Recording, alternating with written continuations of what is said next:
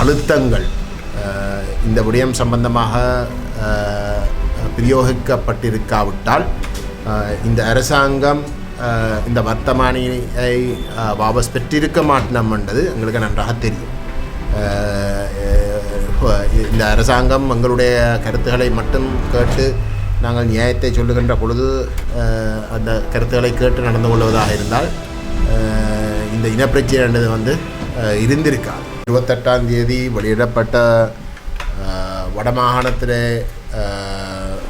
4 மாவட்டங்களில் இருக்கக்கூடிய காணிகளை அரசு காணியாக அபகரிக்கிறதுக்குரிய வர்த்தமானி இன்றைக்கு அரசாங்கத்தால் வாபஸ் பெற்றிருப்பதாக செய்திகள் ஊடாக உறுதிப்படுத்தப்பட்டிருக்கின்றது. அத்தோடு காணி அலுவலகமும் அந்த வர்த்தமானி வாபஸ் பெறப்பட்டு இருக்கின்றதை உறுதிப்படுத்தியிருக்கின்றது. அந்த வகையிலே இந்த வடமாகாணத்தில் இருக்கக்கூடிய மக்களுக்கு ஒரு மிக மோசமான ஒரு பின்னடைவு வரக்கூடிய அந்த ஆபத்தில் இருந்து இந்த வர்த்தமானி வாபஸ் பெற வைத்திருப்பது உண்மையிலே ஒரு பெரும் வெற்றி என்றதைத்தான் நாங்கள் சொல்ல வேண்டும்.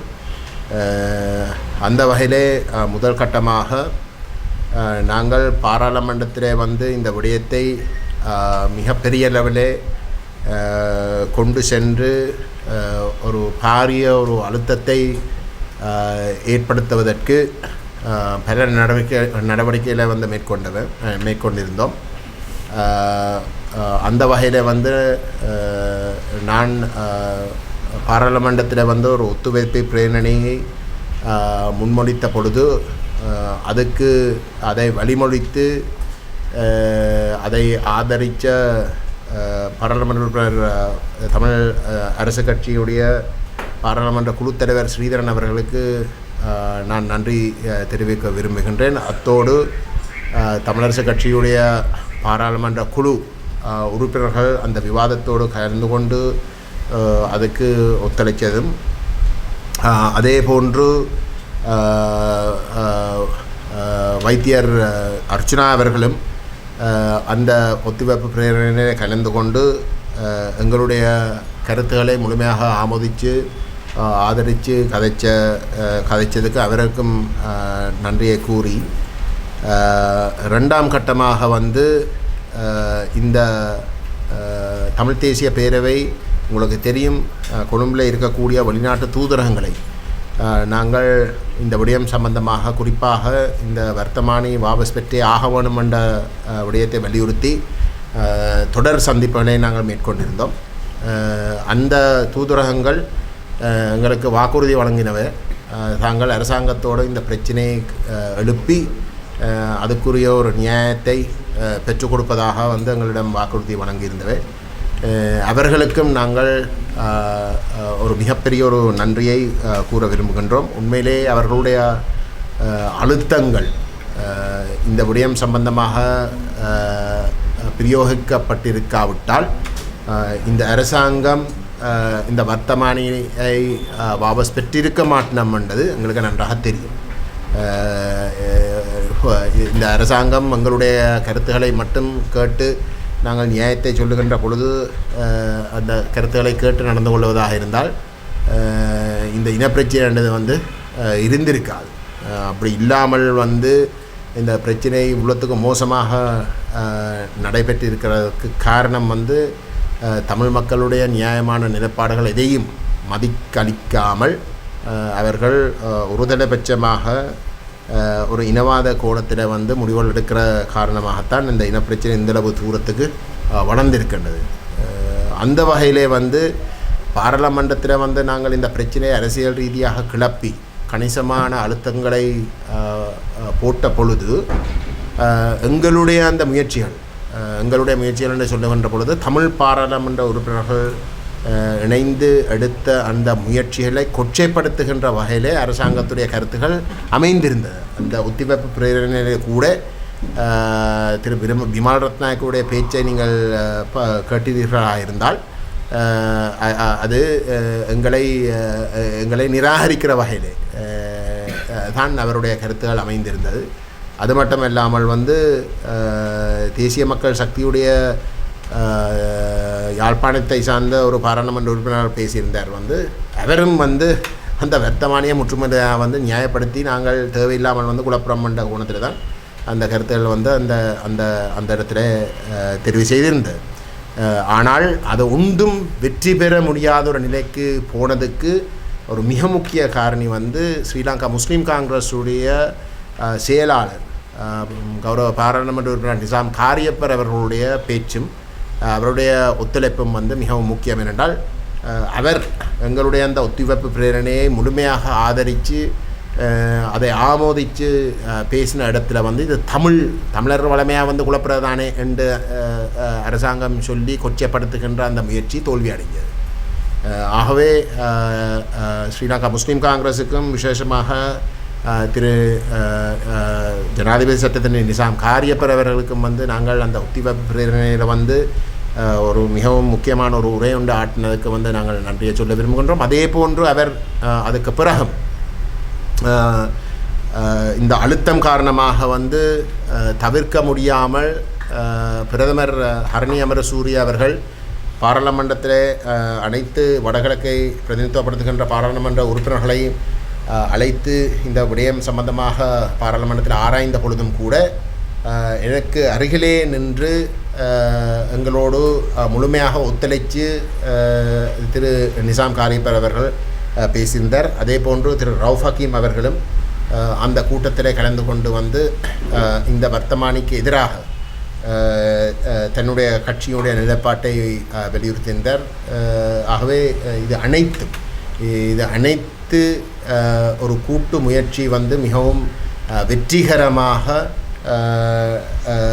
இந்த முடிவை ஏற்படுத்தியிருக்கின்றது. நான் முக்கியமாக சொல்ல வேண்டும், இந்த வர்த்தமானி தொடர்பாக நாங்கள் எடுத்த நடவடிக்கை இந்தளவுக்கு ஒரு முக்கியமானது என்பதையும் தமிழ் முஸ்லீம் மக்கள் விளங்கி கொள்ள வேண்டும். இந்த வர்த்தமானி கொண்டு வரப்பட்டது ஒரு அரசாங்கம் 3/2க்கும் விட ஒரு மகத்தான ஒரு ஆணையை பெற்றிருக்கின்ற ஒரு அரசாங்கத்தால். தமிழ் மக்களையோ முஸ்லீம் மக்களையோ தனித்தனியாக கருத்திலேயே எடுக்க தேவையில்லை. அவர்களோட கருத்துவாக்கமே தமிழ் மக்கள் முஸ்லீம் மக்களுங்க தங்களுக்கு தான் வாக்களிச்சிருக்கு, தங்களுக்கு தான் ஆணையை கொடுத்திருக்கு. அப்படி இருக்கவும் இன்றைக்கு தமிழ் பேசும் மக்களாக தமிழரையும் முஸ்லீம் மக்களையும் பிரிக்க முடியாத வகையிலே தமிழ் பேசும் மக்களாக நாங்கள் அணிதிரண்டது. அரசியல் ரீதியாக நாங்கள் பாராளுமன்றத்திலேயும் நாங்கள் விவாதித்ததும் ஒரு மகத்தான ஆணையை பெற்றதாக சொல்லி கொண்டு இருக்கக்கூடிய தேசிய மக்கள் சக்தியும் கூட அதை தட்டி கழிக்க முடியாத ஒரு நிலைக்கு நாங்கள் கொண்டு வந்தோம். அது மட்டும் இல்லாமல் தமிழ் கட்சிகள் என்று எடுத்துக்கொண்டால் தமிழ் கட்சிகளுக்கு இடையிலே பாராளுமன்றத்தில் மிகவும் ஒரு ஒத்துழைப்போடு நாங்கள் இந்த விஷயத்தை கையாண்டது என்றது ஒரு மிகச்சிறந்த ஒரு முன்னுதாரணம். ஆகவே கொள்கை அளவிலே நாங்கள் ஒரு இணக்கப்பாட்டுக்கு வரலாமாக இருந்தால் எங்களுடைய இனப்பிரச்சினை சார்ந்த விடயத்திலேயும் நாங்கள் இந்த ஒற்றையாட்சி முறைமையை முற்றுமுழுதாக நிராகரித்து அதை ஒரு ஆரம்ப புள்ளியாக கூட நாங்கள் பயன்படுத்த முடியாது, அதை கருத முடியாது என்ற ஒரு நிலைப்பாட்டை மிகவும் உருக்கமாக கடைப்பிடித்து நாங்கள் ஒற்றுமையாக தமிழ் பேசும் மக்கள் என்ற வகையில் எங்களுக்கு வடகிழக்கு பிராந்தியத்தில் எங்களுக்கு இடையிலே இருக்கக்கூடிய ஒரு புரிந்துணர்வை ஏற்படுத்தி நாங்கள் ஒரு பொது நிலைப்பாட்டை நாங்கள் அரசினமும் சர்வதேசத்தினமும் முன்வைக்கின்ற பொழுது அது தட்டுக்களிக்க முடியாத ஒரு நிலைமையை உருவாக்கும் என்பதையும் நான் நினைக்கிறேன். இந்த முயற்சியினுடைய வெற்றி ஒரு மிகச்சிறந்த ஒரு எடுத்துக்காட்டல். அந்த வகையில் நாங்கள் தொடர்ந்து தமிழ் மக்களுக்கும் முஸ்லீம் மக்களுக்கும் தமிழ் பேசும் மக்களுக்கும் ஏன் சிங்கள மக்களுக்கு கூட வடகிழக்கில் இருக்கக்கூடிய சிங்கள மக்களுக்கு கூட ஒரு நியாயத்தின் அடிப்படையில் நாங்கள் செயல்படுவோம். நாங்கள் எந்த ஒரு இடத்துலையும் எவருக்கும் அநீதி நடக்கிறதுக்கு நாங்கள் செயல்படவில்லை. நிச்சயமாக வந்து தமிழ் மக்களுடைய விவகாரங்கள்லேயும் வந்து சிங்கள மக்களுக்கு வந்து ஒரு அநீதி நடக்கணும் என்ற அடிப்படையில் வந்து நாங்கள் எந்த ஒரு நிலைப்பாட்டையும் அடுத்ததாக இல்லை. இதுவரைக்கும் வந்து தமிழ் தேசிய நிலைப்பாடு வந்து தமிழ் மக்களுடைய நிலங்கள் பாதிக்கப்படுகின்ற ஒரு நிலையிலே நாங்கள் எங்களுடைய நிலங்கள் சார்ந்த விடயங்களை வந்து வலியுறுத்த வேண்டிய ஒரு இடத்துக்கு தள்ளப்படுறோமே தவிர சிங்கள மக்களுக்கு வந்து ஒரு தீமை நடக்கணும், இல்லாட்டி அவர்களுக்கு ஒரு பின்னடைவை ஏற்படுத்தணும் என்ற கோணத்திலே எந்த ஒரு இடத்திலையும் வந்து நாங்கள் நடந்து கொண்டதாக தமிழ் சரித்திரத்திலேயே வந்து கிடையாது. ஆகவே இந்த உண்மைகளை நாங்கள் நிலைநாட்டுவதற்கு வந்து தமிழ் மக்களுக்கு இடையிலே வந்து ஒரு கொள்கை ரீதியான ஒரு மிக இறுக்கமான ஒரு இணக்கம் வருவதென்றது மட்டுமல்ல, முஸ்லீம் மக்களையும் நாங்கள் உள்வாங்கி நாங்கள் எந்தளவுக்கு நாங்கள் செயல்படலாமோ அந்தளவுக்கு வந்து ஒரு அசைக்க முடியாத ஒரு பலத்தை அது ஏற்படுத்தும் என்றதையும் நாங்கள் சுட்டிக்காட்ட விரும்புகின்றோம்.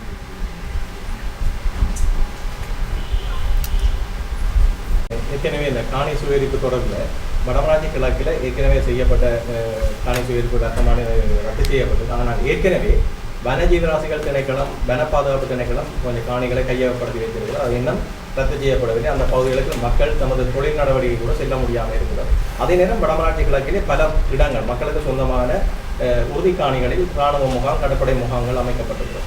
இதற்கு எதிராக உங்களோட நடவடிக்கை நாங்கள் இது தொடர்பாக வந்து அன்றைக்கு பாராளுமன்றத்தில் வந்து பேசப்பட்டது. சரிதானே?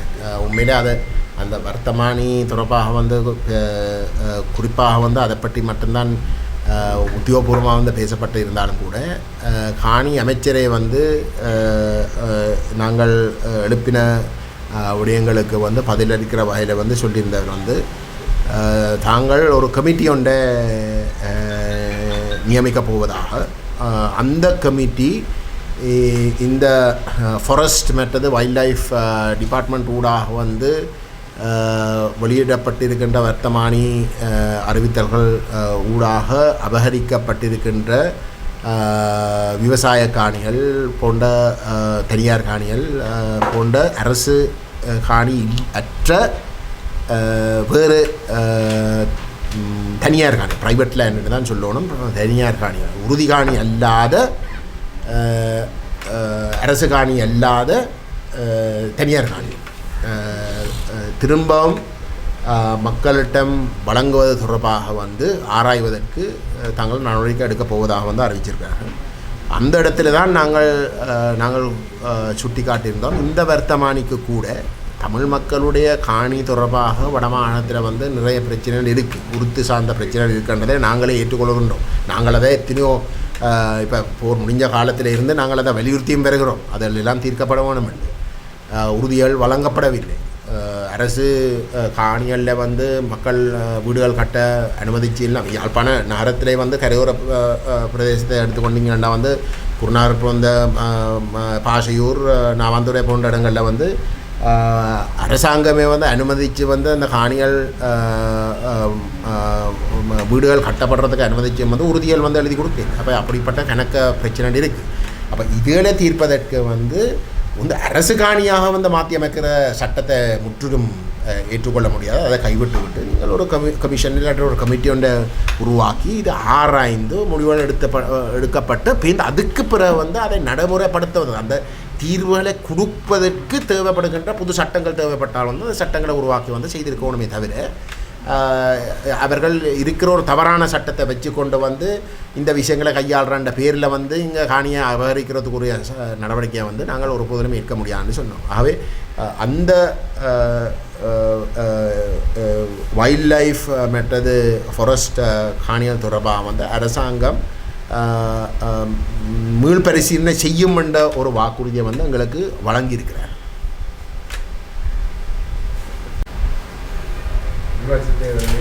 தவிசாளர் தெரிவுகள் மற்றும் மாநகர சபை போன்ற தெரிவுகள்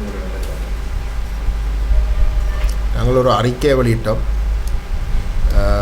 எங்களுக்கும் இனிய கட்சிகளுக்கும் இடையிலே கொள்கை ரீதியான ஒரு இணக்கப்பாட்டை ஏற்பட முடியாத ஒரு இடத்துல நாங்கள் தனியே இந்த உள்ளூராட்சி தேர்தல் முடிவுகளை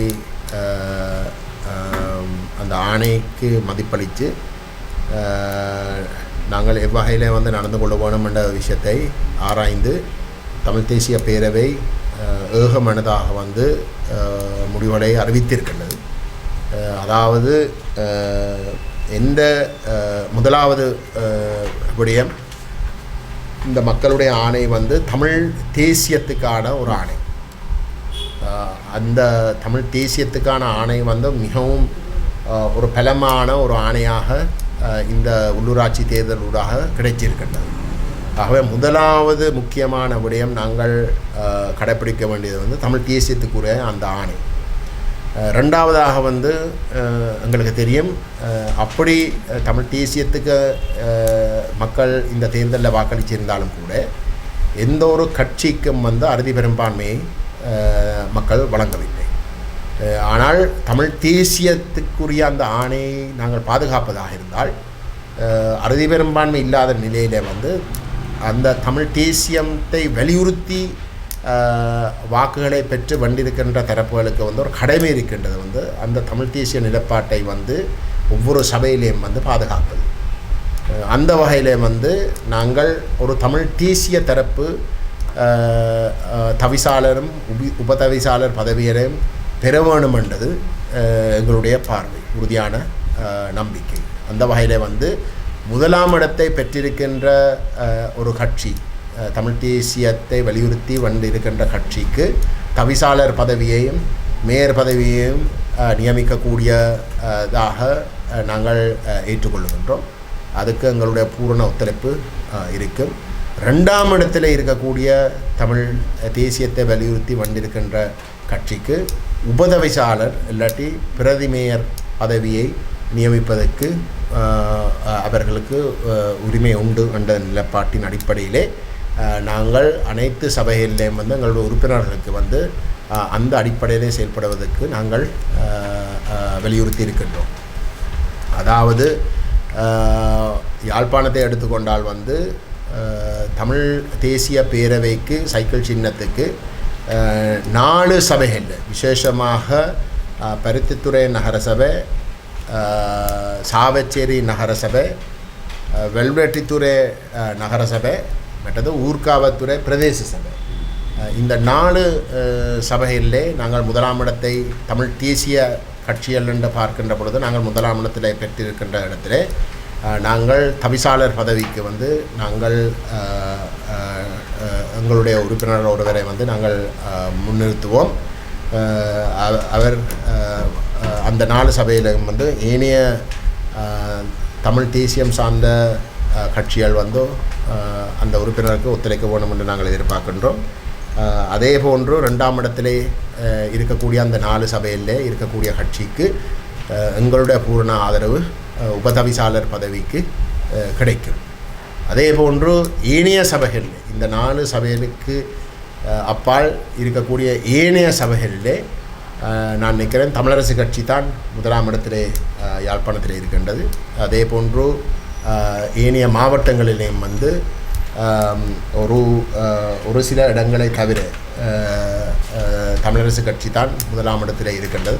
இந்த தமிழ் தேசிய நிலைப்பாட்டை வலியுறுத்தி வந்த இருக்கிற கட்சிகள் என்ற வகையில் ஒரு சில இடங்களில் வந்து ஜனநாயக தமிழ் தேசிய கூட்டணியும் வந்து ஒரு சில சபையில் வந்து முன்னுக்கு நிற்கின்றது. அந்த சபையில் வந்து யாருக்கு முன்னுக்கு முதலாம் இடத்தில் இருக்கிறாங்களோ அவர்களுக்கு எங்களுடைய உறுப்பினர்களுடைய ஆதரவு கிடைக்கும். அதே போன்று நாங்கள் 2ஆம் இடத்தில் இல்லாத இடத்துல வந்து 2ஆம் இடத்துல இருக்கக்கூடிய அந்த கட்சிக்கும் அந்த சபையில் வந்து எங்களுடைய உறுப்பினருடைய ஆதரவு பிரதி மேயர் இல்லாட்டி துறை தவிசாளர் பதவிக்கு ஆதரவு இருக்குது. இதே நேரம் பல சபைகளில் வந்து தமிழ் அரசு கட்சி தான் முன்னிலை வகிக்கிறது. நீங்கள் ஏற்கனவே கூறியிருக்கிறீர்கள், ஏகேஆர் ஆட்சி என்ற விடயத்தை தமிழரசு கட்சி கைவிடாத விடத்தை நாங்கள் அவர்களுக்கு ஆதரவளிக்கப் போகிறது. கொள்கை ரீதியாக வந்து அதற்கு நாங்கள் ஆதரவளிப்பது என்று நீங்கள் ஏற்கனவே தெரிவிக்கிறீர்கள். இப்போது நீங்கள் எடுத்திருக்கிற முடிவு அதுக்கு மாறாக இருக்கின்றது அல்லவா? அதை பற்றி எப்போ நான் அதை சொன்னேன்? தேர்தல் முடிந்த வகையில் கூட சந்திப்பிருந்தீங்க. கொள்கை ரீதியாக உடன்படிக்கை சாத்தியப்படும் பட்சத்தில் தான் நாங்கள் ஆதரவு. அதில் நான் இல்லை நான் சொன்ன வந்து கொள்கை ரீதியாக வந்து ஒரு இணக்கப்பாடு இல்லாத இடத்துல வந்து நாங்கள் ஒரு ஒன்று சேர்ந்து ஆட்சி அமைக்கிறதுக்கான வாய்ப்புகள் இல்லை. ஒன்று சேர்ந்து ஆட்சி அமைக்கிறண்டா வந்து நாங்கள் ஒரு அணியாக வந்து ஆட்சி செய்கிறோம், அதுக்கு சாத்தியம் இல்லை. நாங்கள் ஒன்று செய்கிறதா இருந்தால் வந்து அது கொள்கை ரீதியான ஒரு இணக்கப்பாட்டை வந்தால் மட்டும்தான் அதில் நாங்கள் தெளிவு. ஆனாலும் நான் தெளிவாக சொன்னால் நாங்கள் எந்த ஒரு இடத்துலையும் வந்து தமிழ் மக்கள் வழங்கின ஆணைய குழப்பற வாயில வந்து நாங்கள் நடந்து கொள்ளப் போவது இல்லை. தமிழ் மக்கள் வந்து தமிழ் தேசிய நிலைப்பாட்டுக்கு தான் ஆணையை வழங்கியிருக்கிறார்கள். அதாவது தமிழ் தேசிய நிலைப்பாட்டை வலியுறுத்துகின்ற தரப்புகள் தான் ஆட்சி செய்ய வேணும் என்பதை தெளிவாக இந்த தேர்தலூடாக வந்து வெளிப்படுத்தியிருக்கின்றார்கள். அதுதான் முதலாவது ஆணை. மக்கள் இந்த தேர்தலூடாக வெளிப்படுத்தின முதலாவது ஆணை, மிக முக்கியமான ஆணை. அதுக்கு மதிப்பளிக்கிறதாக இருந்தால் நாங்கள் ஒன்று சேராவிட்டாலும், ஆட்சி செய்வதற்கு ஒன்று சேராவிட்டாலும் நாங்கள் முதலாம் இடத்தை பெற்றவர்களுக்கு வந்து ஆட்சி அமைக்கிறதுக்குரிய தவிசால் பதவியை பெறுவதற்கு வந்து நாங்கள் அவர்களுக்கு ஒத்துழைக்க வேணும். இங்கே போட்டி எங்களோட பக்கத்தில் இருந்து போட்டி வராது. நாங்கள் எவரையும் வந்து நிறுத்த போகிறதில்லை. வேறு எவரும் நிறுத்தாவிட்டால் வந்து போட்டி இல்லாமலே வந்து நிறுத்துறவர் வந்து நியமிக்கப்படுவார். ஆகவே எங்களோட வாக்குகள் கூட தேவைப்படாமல் இருக்கலாம். ஆனால் போட்டி ஒன்று இருக்கின்ற இடத்துல மட்டும்தான் கேள்வி வந்து நாங்கள் எப்படி நடந்து கொள்வது. அதில் வந்து தமிழ் தேசிய நிலைப்பாட்டை நிராகரிக்கிற இல்லாட்டி அதுக்கு எதிராக செயல்படக்கூடிய தேசிய மக்கள் சக்தியோ இல்லாட்டி இபிடிபியோ இல்லாட்டி வேறு யாரும் வந்து போட்டியாக வந்து முன்வந்தால் அவர்களை தோற்கடித்து தமிழ் தேசிய நிலைப்பாட்டை வலியுறுத்தி வாக்க பெற்ற தரப்பை வந்து வெற்றி அடைகிறதுக்கு எங்களுக்கு ஒரு கடமை இருக்குது. அதுதான் இந்த மக்களுடைய ஆணை. ஜனநாயக தமிழ் தேசிய கூட்டணியின் மத்திய ஒரு கூட்டம் நேற்று முன்தினம் வவுனியா மாவட்டத்தில் நடந்திருக்கின்றது. சிவிகே சிவஞானம் இலங்கை தமிழரசு கட்சியினுடைய பதில் தலைவர் அவர்கள் நிபந்தனையற்ற ஆதரவை தங்களுக்கு வழங்க வேண்டும் என கூறியிருந்த நிலையில் தமிழரசு கட்சிக்கு பதிலாக அகில இலங்கை தமிழரசு கட்சிக்கும் அகில இலங்கை தமிழ் காங்கிரசுக்கும் தங்களுடைய ஆதரவை வழங்கலாம் என தங்களுடைய மத்திய குழுவில் முடிவெடுத்துள்ளதாக சித்தார்த்தன் அவர்கள் தெரிவித்துள்ளார். அவர்களுடைய ஆதரவு தங்களுக்கு கிடைக்கின்ற பட்சத்தில் இந்த ஆதரவை ஏற்றுக்கொள்வதில் இல்லை, நாங்கள் ஏற்கனவே சொன்னோம். நாங்கள் முதலாம் இடத்தை வந்து பெற்றிருக்கிற சபையில் இந்த 4 சபையில் வந்து நாங்கள் தவிசாளர் பதவிக்கு வந்து நாங்கள் கட்டாயம் வந்து எங்களுடைய ஒரு உறுப்பினரை வந்து நாங்கள் நிறுத்துவோம். அதுக்கு அவர்கள் ஆதரவு தாரது வந்து நாங்கள் வரவேற்போம். அது அவர்கள் மட்டுமில்லை, தமிழரசு கட்சியும் வந்து ஆதரவு தாரதை வந்து நாங்கள் வரவேற்போம். என்னடா அதுதான் முறை. அந்த அடிப்படையில் தான் நாங்கள் தமிழரசு கட்சி முதலாம் இடத்தை பெற்றிருக்கின்ற இடங்களில் வந்து எங்களோட உறுப்பினரை வந்து அதுக்கு ஆதரவு தர சொல்லி நாங்கள் கேட்டிருக்கோம்.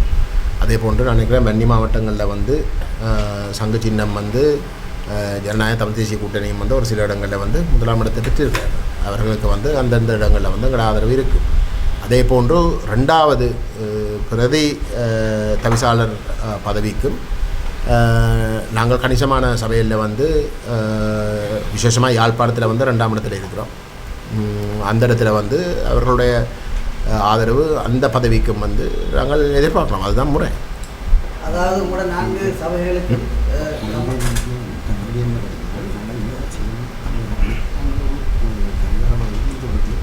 நீங்கள் கேட்குற சபை 4 சபைகளையும் நீங்கள் தவிசாளராக கேட்குற சபையில் தமிழரசு கட்சியும் தவிசாளர்களை நியமிக்குமா இருந்தால் உங்களுக்கு எதிராக பக்கமா இருந்தால் உங்களுடைய நிலப்பாடு ஏனைய சபைகளுக்கு என்ன மாதிரி? என்ன, நாங்கள் ஒரு தலைபட்சமாக எடுத்த முடிவு. நாங்கள் அப்படி கீழ்த்தரமாக நடந்து கொள்ள போகிறது இல்லை. இவ்வளோங்க சொல்கிறேன். நாங்கள் ஒரு நிலப்பாட்டை வந்து அறிவித்ததாக இருந்தால் நாங்கள் அதை மீற போகிறது இல்லை. மற்றவே மீறினால் வந்து அது மக்கள் தெரிஞ்சு வச்சிருக்கட்டும்.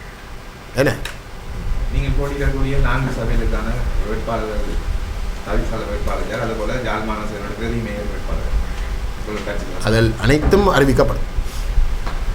கொண்ட வசனத்தை பயன்படுத்தினால் சட்டங்கள் என்கிற பாயம் வந்து விஜயநகர அமைச்சர் வந்து குறிப்பிட்டுள்ளார். அப்போ இது குறித்து உங்களோட கருத்து? அவருக்கு சட்டம் தெரியாமல் வந்து கதைக்கிறார். மாகாண சபை தேர்தல்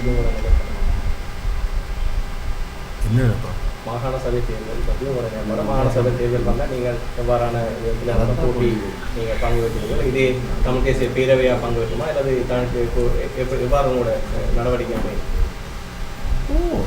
தேர்தல் நடந்தால் நாங்கள் பங்கு பெறுவோம்.